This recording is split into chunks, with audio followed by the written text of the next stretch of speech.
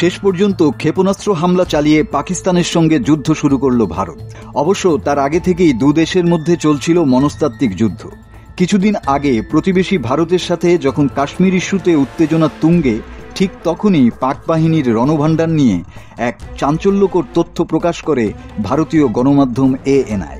সেখানে বলা হয়, গোলাবারুদের চরম সংকটে ভুগছে পাকিস্তানের সামরিক বাহিনী।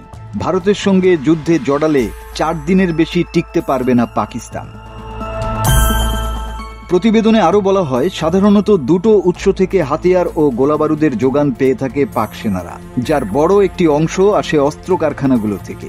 এছাড়া মিত্র চীন, তুরস্ক ও যুক্তরাষ্ট্র থেকেও অত্যাধুনিক অস্ত্র সহায়তা পায় ইসলামাবাদ।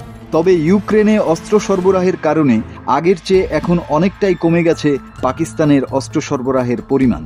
শুধু তাই নয়, পাকিস্তান সেনাবাহিনীর জন্য পর্যাপ্ত গোলাবারুদ তৈরির সক্ষমতাও নেই দেশটির অস্ত্র কারখানাগুলোর। যদিও ভারতীয় গণমাধ্যমটির এই দাবির বিশ্বাসযোগ্যতা প্রশ্নবিদ্ধ, কারণ সমরাস্ত্র ও সামরিক শক্তি নিয়ে কাজ করা গ্লোবাল ফায়ার ইন্ডেক্স বলছে ভিন্ন কথা। 2022 সালে সংগঠিত রাজনৈতিক অস্থিরতাজনিত কারণে বছর দুয়েক আগে মারাত্মক অর্থনৈতিক সংকটের মধ্য দিয়ে যাচ্ছে পাকিস্তান। ভয়াবহ আকার ধারণ করেছে মুদ্রাস্ফীতি, দেখা দিয়েছে বেকারত্ব, নেই তেমন কোনো বৈদেশিক বিনিয়োগও। এমন অবস্থায় সমর ভাণ্ডার সুসজ্জিত করতে বেশ বেগ পেতে হতে পারে ইসলামাবাদকে।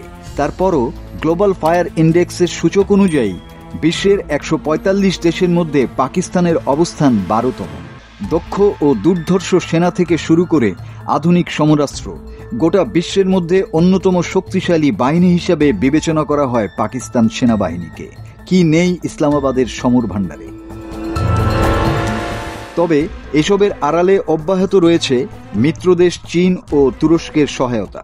বেইজিং আর আঙ্কারার সহযোগিতায় JF-7 আর কানের মতো অত্যাধুনিক প্রযুক্তির যুদ্ধবিমান বানাচ্ছে ইসলামাবাদ, যা নয়াদিল্লির মাথাব্যথার অন্যতম কারণ। নিরাপত্তা সংশ্লিষ্ট একাধিক সূত্রের দাবি, ভারতের গর্ব রাফায়েল যুদ্ধবিমানকে নিমিষেই চুরমার করে দিতে পারে পাকিস্তানের JF থান্ডার, আর মার্কিন F-35 এর আদলে নির্মিত 5G প্রযুক্তির কান ফাইটার জেটের জিমেইলাইডার গোলাবারুদে পিছিয়ে থাকার গুঞ্জন উঠলেও ক্ষেপণাস্ত্রের দিক দিয়ে অভাবনীয় শক্তির অধিকারী পাকিস্তান।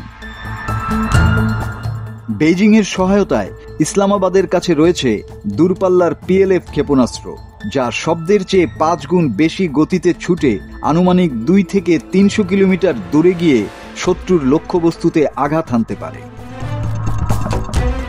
আসলে পরমাণু শক্তিধর দুটি দেশ কেউ কারো থেকে পিছিয়ে নেই। যুদ্ধের ফলাফল নির্ধারিত হয় রণাঙ্গনে, প্রচার প্রোপাগান্ডায় নয়। মাসুদ হাসান, বাংলা টিভি।